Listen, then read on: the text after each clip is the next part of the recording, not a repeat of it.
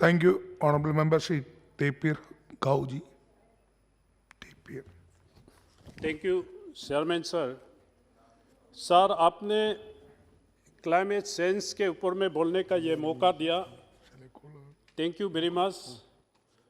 इस सदन में मैं 2 दिन से सुन रहा हूँ कि क्लाइमेट चेंज, ग्लोबल वार्मिंग और COP26 में ग्लासगोस में मोदी साहब ने, हमारा ऑनरेबल मिनिस्टर भूपेंद्र साहब ने क्या बोला, क्या किया, उससे हम निभाएंगे या ना निभाएंगे ये चर्चा नहीं है। हम सरकार और सरकार के विरुद्ध में इस स्टेटमेंट में चर्चा ले जाना मैं उचित नहीं समझा इस चीज़ को। ऑनरेबल चेयरमैन सर, हम इंसान मनुष्य इतना गिरदी हो गया कि हम अपना आप को बर्बाद कर रहा है कि आने वाला पीढ़ी के लिए हम क्या सर के इस दुनिया में जाएंगे, इसमें हम लोग चर्चा नहीं कर रहे। हम सबको पता है कि ग्लोबल वार्मिंग, क्लाइमेट चेंज का वजह से हम समुद्र का पानी बढ़ना और इफेक्ट ऑन एग्रीकल्चर्स और हमारा आपका लो लाइंग एरिया को हर साल इरोजन होना, हेवी फ्लड होना, बायोडाइवर्सिटीज का इम्पैक्ट होना एंड एग्रीकल्चर प्रोडक्ट में इम्पैक्ट होना, जिसके कारण हम ह्यूमन बीइंग पर असर पड़ना, ये सब हमको पता है। सारा दुनिया मिलके इस ग्लोबल वार्मिंग का समाधान ढूंढना है।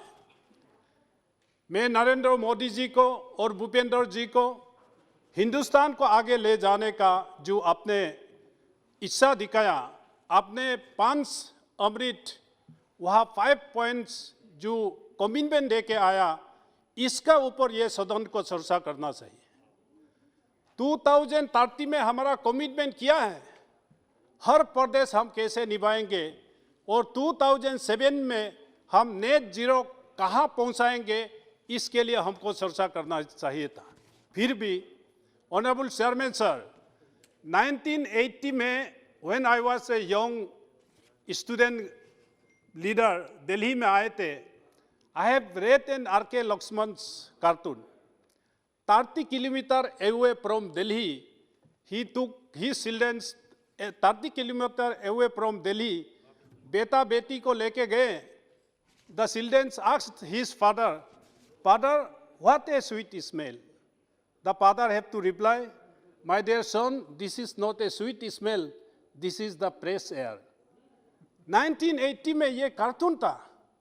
आज दिल्ली से आप 300 किलोमीटर में भी वही पोल्यूशन है और आज दिल्ली में जिस बच्चों को पैदा हुआ है वो पूर्वोत्तर राज्यों में आ जाता है।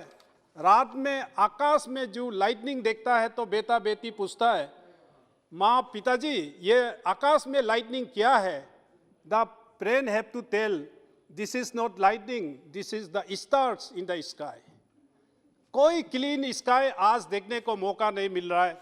इसलिए ऑनरेबल चेयरमैन सर, मैं मोदी साहब ने COP26 ग्लासगोस में जो 5 अमृत जो लक्ष्मण रेखा खींचके आया है, हर मेंबर ऑफ पार्लियामेंट, हर इंडिविजुअल, हर नागरिक, हम इसको निभाने का वादा इस सदन में करना चाहिए। हम इतना गिरदी है आज कि मैं ही जीने के लिए यही मैं देख रहा हूं कि मैं कैसे कंफर्टेबल लाइफ में जीऊं।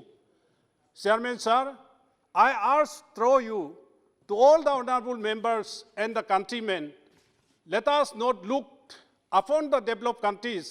Let us take a decision and take a place today what we can contribute to the society as an individuals.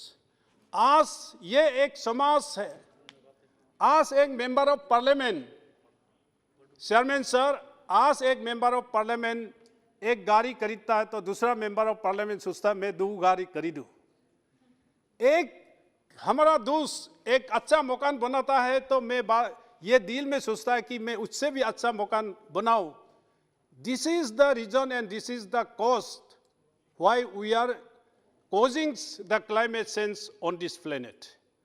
तो हर इंडिविजुअल को, हर इंसान को सोचना पड़ेगा कि आने वाला पीढ़ी को, मेरा देहांत होने का बाद भी इस दुनिया को मैं अपना यंगर जनरेशन्स को, नेक्स्ट जनरेशन्स को मैं क्या छोड़ के जाऊं, यही वादा हमको करना पड़ेगा। इस वादा को मैं इस स्टेज में ही ले जाना चाहूँगा कि हमको स्टोन एज में ही जाना पड़ेगा, स्टोन एज में ही जाना पड़ेगा। इसलिए आज मैं थ्रो ऑनरेबल चेयरमैन सर, मैं ऑनरेबल मिनिस्टर को एक चीज़ बताना चाहूँगा। Where there are tribals, there is a forest. Where there is a forest, there are tribals. Tribal का कल्चर से हमको इस साइंटिफिक एज में भी हमको सीखना पड़ेगा कि ट्राइबल सदियों से जंगलों में रहते आए हैं। एंड ट्राइबल जहाँ है वो जंगल है, जहाँ जंगल नहीं है वहाँ ट्राइबल नहीं है।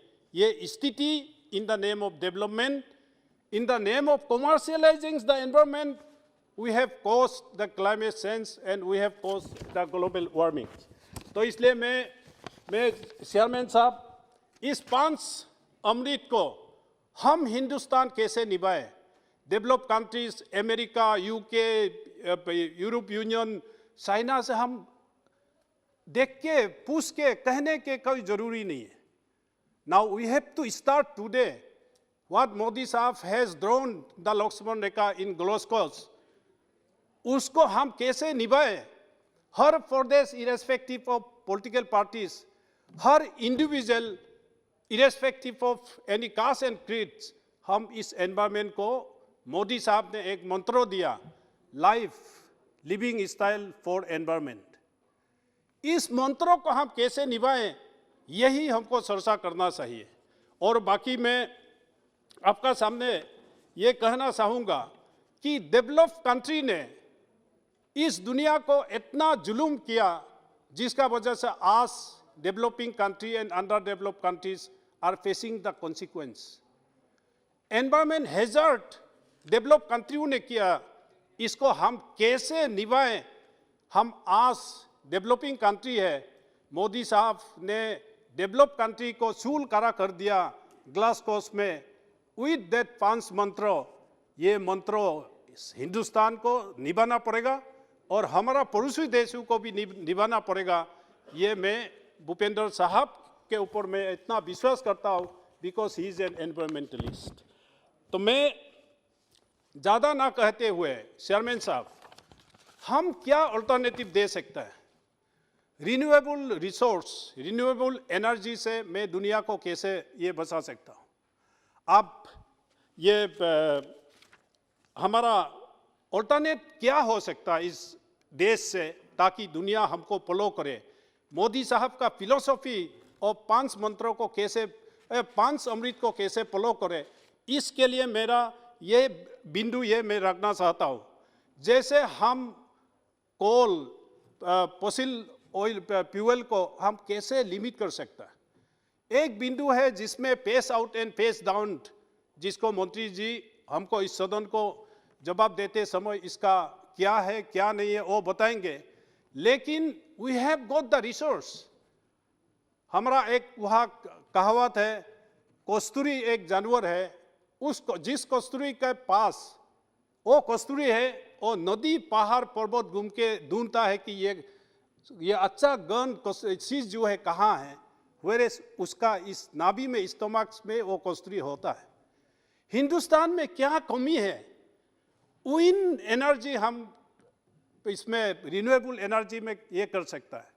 आज हमारा पूर्वोत्तर राज्य Arunachal Pradesh 84% is a forest and central electricity authority का सर्वे रिवर में 59,000 मेगावाट्स हम जनरेट कर सकता है अरुणाचल प्रदेश।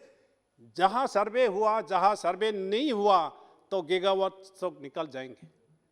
तो हम रिन्यूएबल एनर्जी को हम कैसे डेवलप कर सकता है, इसके लिए हमको सोचना पड़ेगा। ऑनरेबल चेयरमैन साहब, through you, hydro power, ethanol and electricity, हम कैसे आज हाइड्रो पावर से इलेक्ट्रिसिटी पूर्वोत्तर राज्यों से और हमारा अरुणाचल से 59,000 मेगावाट्स डेवलप कर सकता है।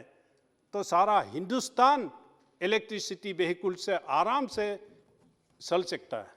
तो इसलिए मैं अपना ये प्रेमचंद साहब भाषण दे रहा था, हमारा सीनियर लीडर कांग्रेस के, क्रिटिसिज्म्स एटीट्यूड में हर ऑनरेबल मेंबर्स हम कहें इसमें कोई समाधान नहीं है।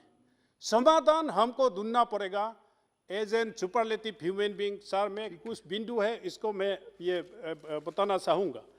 और ऑनरेबल मिनिस्टर बहुत intellectual, he have got that experience right from childhood. इस देश के लोगों को हमको सिखाना पड़ेगा। स्कूल कार्यक्रम में एनवायरमेंट प्रोटेक्शंस को हम अप टू यूनिवर्सिटी लेवल तक हर बच्चों को ये जानने देना है कि आने वाला कल हमारा कितना खतरनाक है। If we do not preserve, if we do not protect this environment, पर्यावरण को अगर हम बचाया नहीं जाएगा तो आने वाला पीढ़ी हमारा जिंदगी कैसे होगा। स्कूल करिकुलम से लेके यूनिवर्सिटी तक हमको लेके जाना पड़ेगा।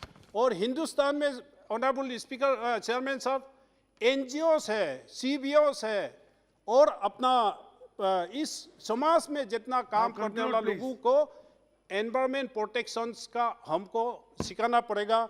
और मैंने कहा कि आदिवासी जहाँ हैं वहाँ जंगल है, वन है, इससे भी इस कल्चर को हम लोग को डेवलप करना पड़ेगा कि एनवायरमेंट को कैसे प्रोटेक्ट किया जाए।